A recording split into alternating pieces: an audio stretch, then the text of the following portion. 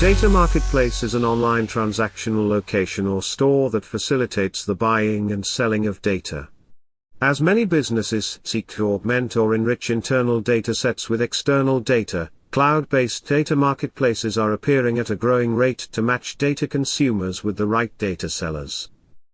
If you now go and look at the marketplaces, you'll soon see one common feature among 99% of those. That is, marketplaces are selling datasets.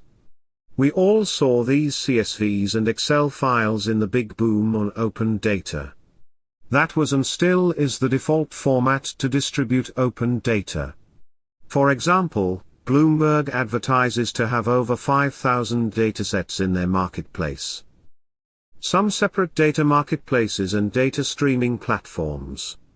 Of course, they do that since we are talking about different things. The first one is the market for doing business, and the second is the technical data platform. Data streaming platforms are great for data buyers who need access to on-demand, real-time data feeds.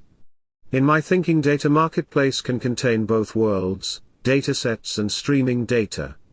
Both of them are data products and in some cases data as a service. What we are witnessing is the two different paradigms for data consumption. The first one is a data integration, and the second one is dataless. Let me explain. In the data integration paradigm, the company buys the dataset from the marketplace, receives a copy of the content, and then integrates that data into their big pool of data. Then the data team uses SQL to query the data and visualize it or something like that. As a drawing, and stereotypically we can describe the approach to be like above. One variation of the above is that data is pushed or pulled with help of APIs, but still a huge amount of data is transferred to one data pool. The risk here is that much of the data is not even used, but still, we pay for it and pay for the storage, maintenance, and monitoring. In short, data is gathered just because we might need it and we don't know now what we are going to do with the data. On the other end of the rainbow is something I call the dataless paradigm. Of course, there is data as well, but it's not stored in large quantities on the data platform.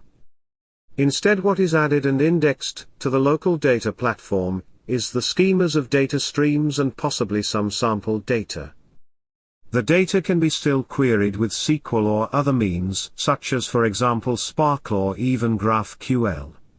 But, instead of executing the query against local data, it is executed if necessary with multiple queries from multiple data source APIs. This increases the complexity and most likely query execution duration significantly. Accepting the above, we might not want to use this kind of data consumption paradigm in low latency and high-speed data requiring solutions. Of course, just like with all things in life, reality is somewhere in between. The reality is a hybrid of the two extremes.